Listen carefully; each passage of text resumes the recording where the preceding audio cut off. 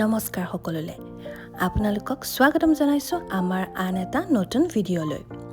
আজিৰ এই বিশেষ ভিডিঅ'টোত আপোনালোকক লৈ যাম এটা অপূৰ্ব বিশাল আৰু অতুলনীয় ধৰ্মীয় স্থানলৈ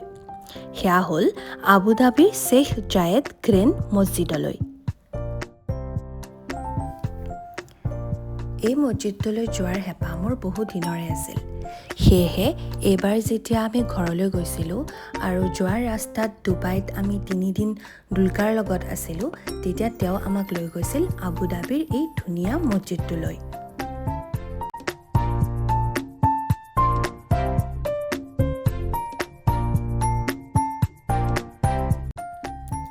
এই মছজিদটো কেৱল উপাসনাৰ ঠাই নহয় ই হৈছে এক অনন্য স্থাপত্য কলাৰ নিদৰ্শন সংস্কৃতিৰ প্ৰতীক আৰু শান্তিৰ এক বাণীবাহক এই মছজিদটোৰ নিৰ্মাণ কাৰ্য আৰম্ভ হৈছিল 1996 চনৰ 5 নৱেম্বৰ তাৰিখে অৱশ্যে আনুষ্ঠানিকভাৱে এই মছজিদটো 2007 চনৰ 20 ডিচেম্বৰত উদ্বোধন কৰা হৈছিল আমি মছজিদটোলৈ যেতিয়া আগুৱাই গৈছিলোঁ দেখিছিলোঁ ইয়াৰ বেৰসমূহত থকা বিভিন্ন ধৰণৰ ছবিসমূহ যাৰ জৰিয়তে UAEৰ সহিষ্ণুতা সহাৱস্থান আৰু সাংস্কৃতিক সংলাপৰ প্ৰতিশ্ৰুতিৰ কথা স্পষ্টকৈ দেখুৱায় প্ৰথম দৃশ্যতে এই মছজিদটোৱে যথেষ্ট প্ৰভাৱশালী অনুভৱ কৰায় মানুহৰ মনত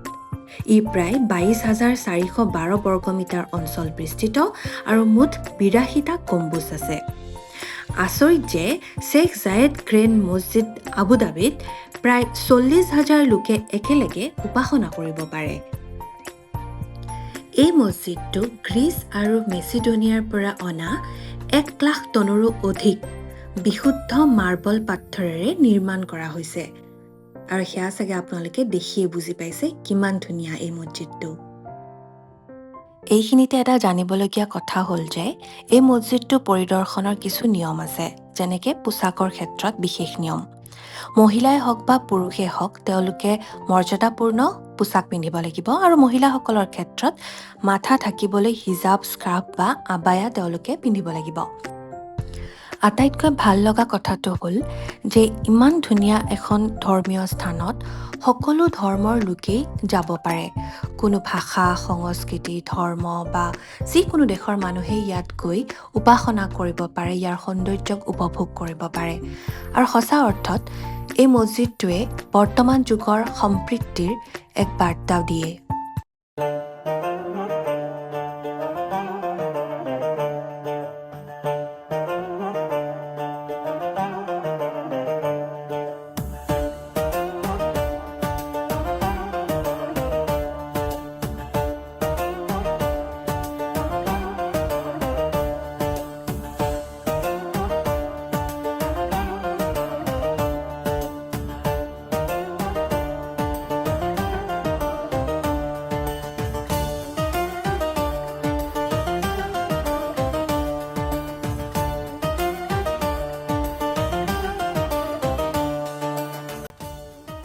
এই মছজিদটোৰ আন এটা অন্যতম বৈশিষ্ট্য হ'ল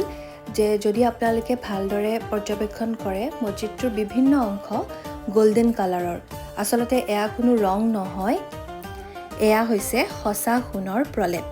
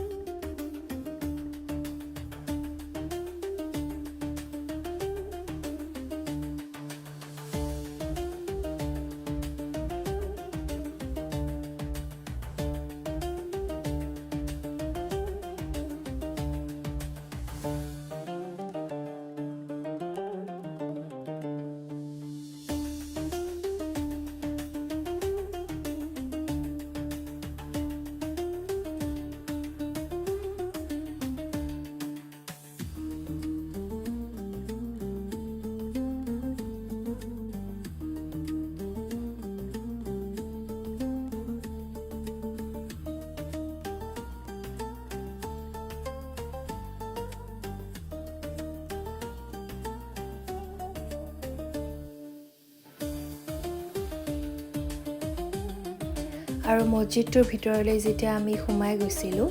দেখিছিলোঁ ইয়াৰ বিভিন্ন অংশত কোৰাণৰ আয়াতসমূহ লিখি থোৱা আছে।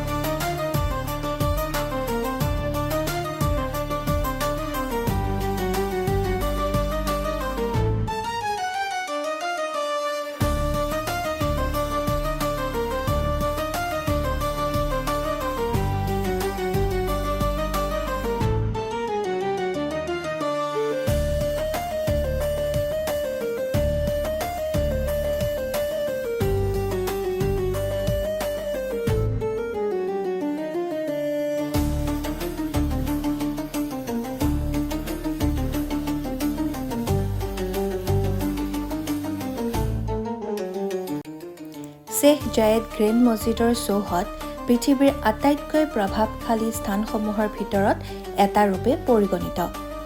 এই মছজিদৰ মাটিৰ পৃষ্ঠৰ গঠন এতিয়াৰ UAEৰ ক্লাইমেট অৰ্থাৎ কঠোৰ জলবায়ু সহ্য কৰিবলৈ তৈয়াৰ কৰা হৈছে।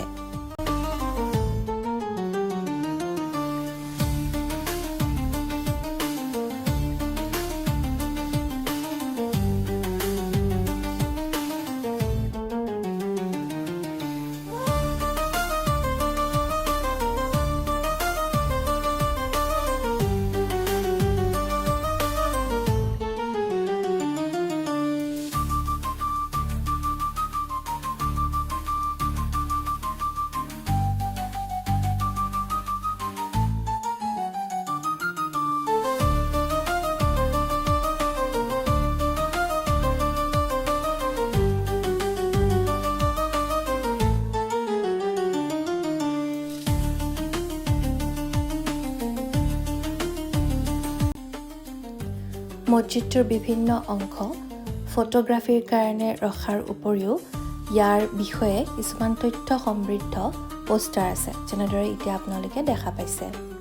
গতিকে ইয়াৰ মাধ্যমেৰেও আপোনালোকে বহুতো নজনা কথা জানিব পাৰিব।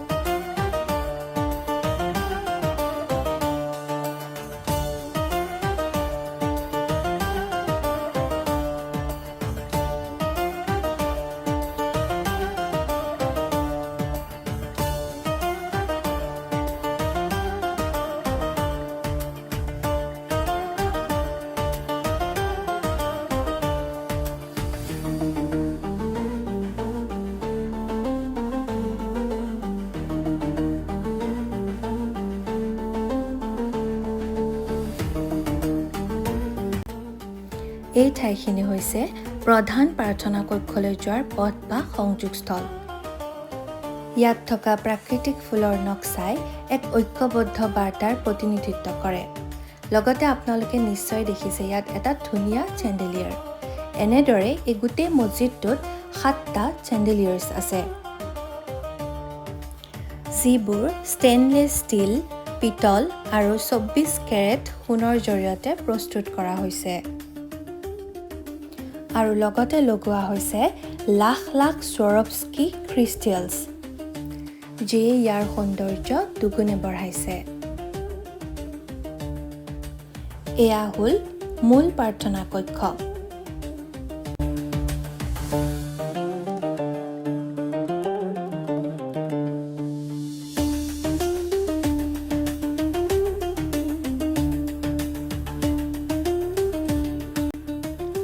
এয়া হ'ল মূল প্ৰাৰ্থনা কক্ষ য'ত আছে পৃথিৱীৰ আটাইতকৈ ডাঙৰ হাতেৰে বোৱা কাৰ্পেট গিনিছ ৱৰ্ল্ড ৰেকৰ্ডে 2007 বৰ্ষত ইয়াক এই ক্ষেত্ৰত স্বীকৃতি দিছিল আৰু এই কাৰ্পেটখন প্ৰায় 1200 জন শিল্পীয়ে প্ৰস্তুত কৰি উলিয়াইছিল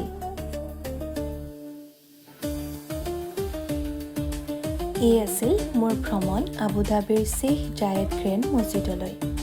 এটি স্থান য'ত ধৰ্মীয় পবিত্ৰতা আৰু স্থাপত্য সৌন্দৰ্য